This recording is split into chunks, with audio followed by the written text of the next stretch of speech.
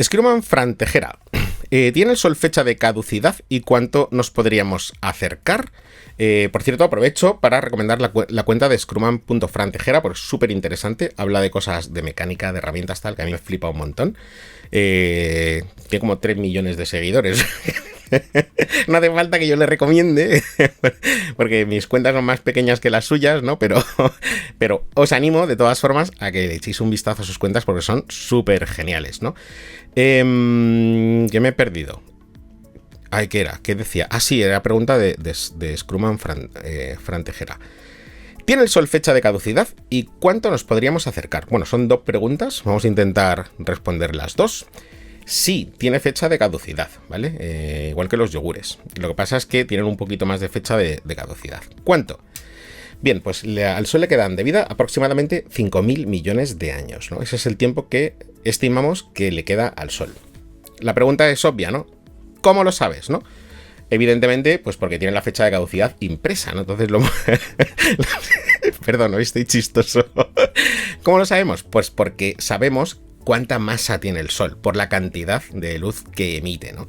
Sabemos de qué está compuesto y sabemos cuánta energía emite. Por ende, podemos saber cuánta de su masa se está consumiendo, ¿no? Entonces, como sabemos radio, sabemos volumen, sabemos masa, sabemos cuáles son sus compuestos principales, que son, como ya sabéis, hidrógeno y helio, ¿no? Pues podemos calcular cuánto tiempo le queda hasta consumirse, ¿no? En esos 5.000 millones de años, pues la masa sería 0, ¿no? Pero el Sol va a terminar su vida mucho antes, ¿no? Porque, como hemos comentado en alguna ocasión, las estrellas viven constantemente en un equilibrio entre la fuerza que intenta expandirla, ¿no? Esa reacción de fusión nuclear que lo que haría sería expandirla y hacerla cada vez más grande, ¿no?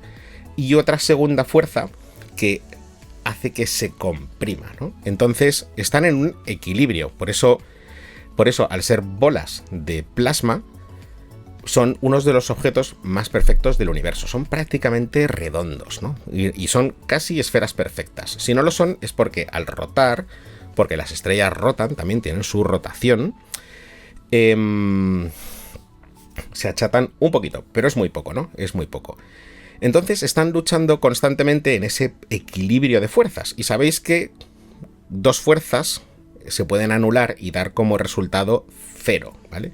Dar como resultado 0.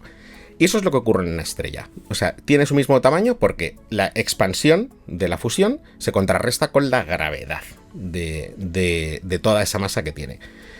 Cuando empieza a quedarse sin masa, pues hay una fuerza que empieza a ganar. ¿Y qué fuerza es esta? La de expansión, ¿no? Esta estrella se empieza a hacer cada vez más y más y más grande, ¿no? Llegará un día en el cual nuestra estrella será tan grande que sus capas externas llegarán hasta la Tierra y más allá, ¿no? Entonces, bueno, muchísimo antes de eso se habrá cargado entera la atmósfera y el agua del planeta, lo habrá achicharrado, ¿no? Será dentro de miles de millones de años, pero pasará. ¿Que cuánto nos podríamos acercar al Sol?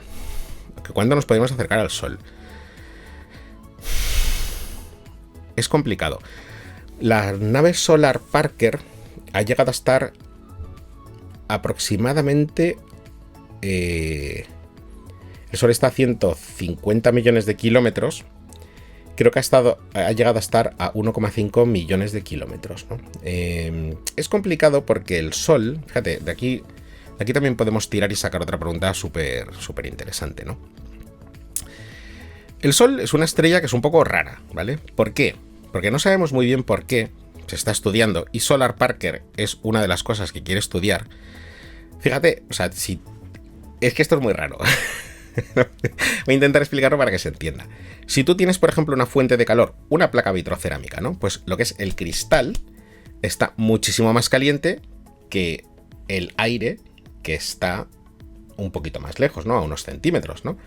¿Qué diferencia puede haber? Pues incluso de 100 grados, ¿no? O más, porque el cristal está que achicharra y luego arriba pues va perdiendo temperatura, ¿no? En el Sol ocurre lo contrario.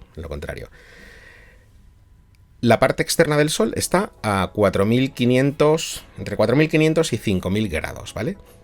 Pero las capas más alejadas del Sol están a millones de grados, ¿vale? Entonces están súper, súper calientes. Mientras más te alejas, hay una zona en la que cambia esta temperatura radicalmente. Y luego ya empieza a decaer la temperatura, ¿no? Y luego está, por supuesto, la temperatura del núcleo del Sol, que es brutal. Estamos hablando de 15 millones de grados.